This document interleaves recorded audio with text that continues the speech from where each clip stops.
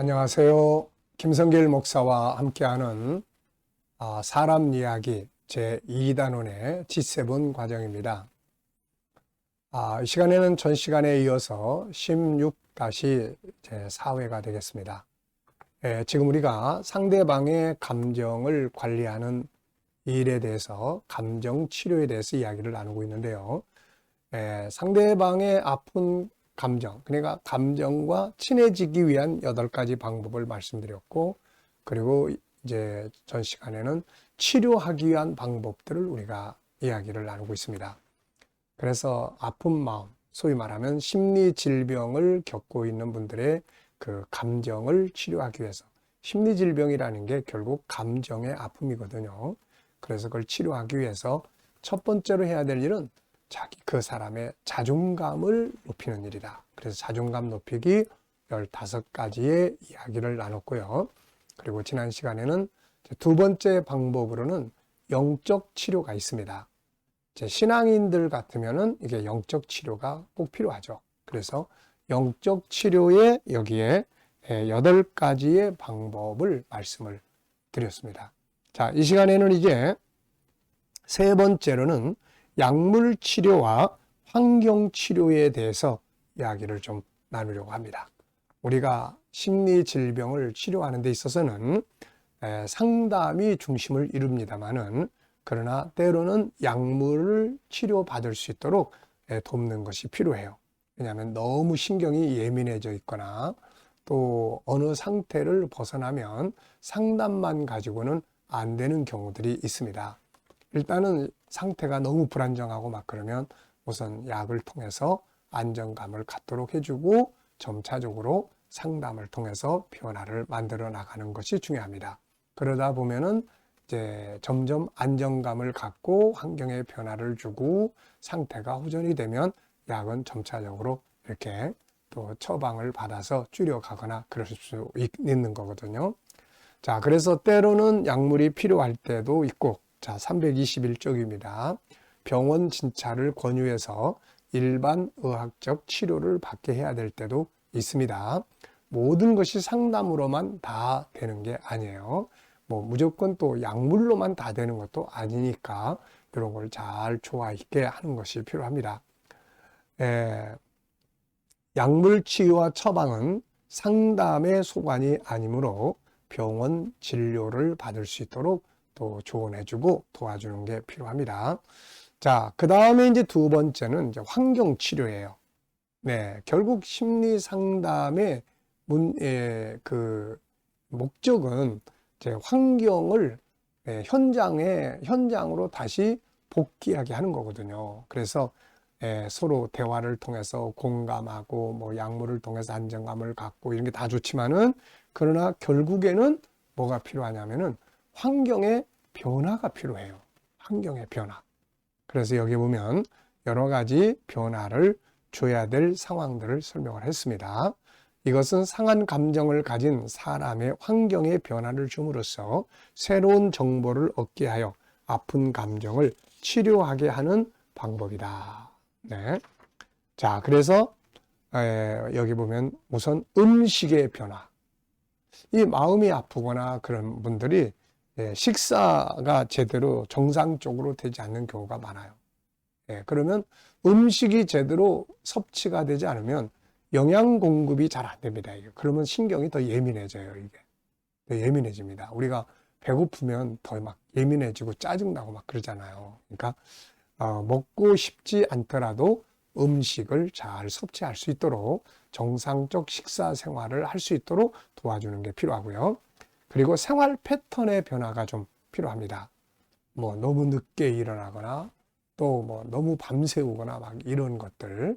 물론 불면증이 올 때 억지로 자려고 하는 것은 더 안 좋은 경우들이 있어요. 그래서 중요한 것은 잠을 자느냐 안 자느냐가 아니라 그 시간에 무엇을 하고 있느냐가 중요한 거거든요. 그래서 잠이 안 오면 그 시간대에 내가 무엇을 할 것인가를 계획을 짜서 진행을 하면 자연스럽게 치유와 함께 다시 신체 리듬이 다시 복구되면서 잠도 편하게 잘 수가 있게 되죠. 생활 패턴, 아무것도 안 하고 있다. 그럼 뭔가 할 수 있는 일들을 만들어야 되는 거죠. 아무것도 안 하고 있으면 일단 사람은 기뻐할 일이 일단 하나도 없다고 보시면 돼요. 기쁨이라는 건 뭔가를 하면서 성취감과 얻어지는 결과들을 통해서 오는 건데 아무것도 안 하고 있어요. 그러면 내 감정은 더 우울해지고 더 무기력해지게 되는 거예요. 그래서 뭔가를 규칙적으로 하는 패턴으로 바꿔야 된다. 주변 환경을 새롭게 단장을 한다.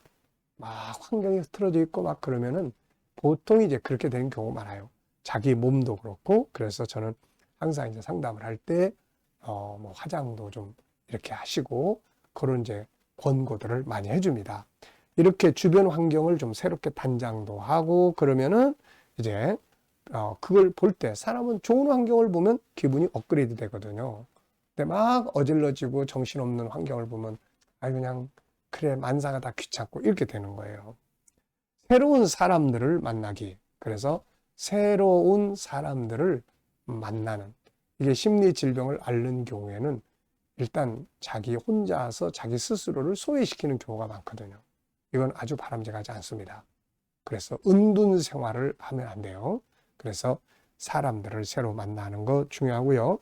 언어, 말하는 방식도 바꾸는 게 좋습니다. 노래도 좀 슬픈 노래 이런 거 말고 좀 밝고 희망찬 노래를 듣게 한다든지 이런 게 필요하고요. 언어도 뭐 맨날 한숨 푹푹 쉬는 거. 그 다음에 또 아이고 못 살겠다 죽겠다 아유 그냥 인생이 뭐 이래 자꾸 이렇게 그런 말을 자꾸 할수록 내 뇌신경은 그 말을 자꾸 듣고서는 내 몸의 구조나 신경 구조를 더 우울하게 만들어 버려요 이게. 그러니까 말을 항상 희망적인 말, 긍정적인 말, 적극적인 말 이런 말들을 사용하도록 언어도 바꿔주고 이런 게 필요합니다. 그리고 새로운 취미 생활이나 모임에 참여한다든지 이런 것들은 아주 중요한 것이죠. 자, 취미 생활이 없어도 뭐 좋아하는 거 없으세요? 그러면 이렇게 심리질병을 앓는 경우에는 좋아하는 게 별로 없어요. 먹고 싶은 것도 없고 하고 싶은 것도 없고 그렇지만은 항상 계획을 짜서 새로운 취미도 만들고 모임에 참석도 하고 이렇게 하는 것이 도움이 됩니다. 이 심리질병은 감정의 병이에요. 그래서 이 감정은 정보에 의해서 만들어집니다. 그래서 이 정보가 바뀌면은 감정도 또 바뀌게 되기 때문에 뭔가 행동을 통해서 정보를 얻으면 그게 내 감정을 바꿔줄 수가 있습니다. 그래서 가만히 있지 말고 뭐 이런 것들을 이렇게 하는 게 좋죠. 환경에 변하는 새로운 정보를 얻게 하고 이 새로운 정보는 아픈 감정을 치유하게 합니다. 자, 그 다음에 이제 1:1 치료하기. 요 전체 치료 방법에서는 이제 세 번째 내용인데요. 본서 9장에서 우리가 다 살펴본 내용들입니다. 상한 감정 치유 방법 6가지 중에 첫 번째가 감정과 친해지기였고 이 안에서 5번째는 감정을 분석해서 원인을 찾고 방법을 찾아서 아픈 감정을 해소하라는 내용이었죠. 1:1 치료 방법은 이 중에서 분석에 대한 내용입니다. 아픈 감정의 정체가 뭔지를 분석해서 우리 안에는 치료할 수 있는 본능의 욕구가 안에 들어 있습니다. 그래서 이거를 활용을 하라 그 말이죠. 자, 예를 들면은 누군가로부터 무시를 당했다면 무시당한 사람을 치료하는 방법은 존중이 여김을 받게 해주는 거예요. 존귀하게 여김을 받게 해주는 겁니다. 또 어떤 무능력에 대한 것 때문에 상처를 받은 사람은 바로 재능을 찾아내서 장점을 찾아내서 개발하게 해주는 것이 필요해요.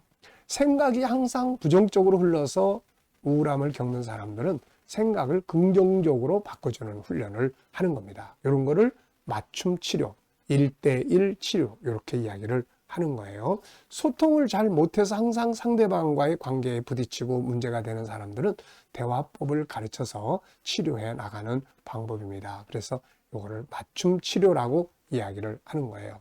자, 그래서 우리가 이렇게 치료 방법에서는 큰 덩어리가 우선 자존감 높이기, 영적 치료, 그 다음에 약물과 환경 치료, 그 다음에 1:1 치료 이렇게 되겠습니다. 자, 다음 시간에 1시간 더 우리가 살펴보겠네요.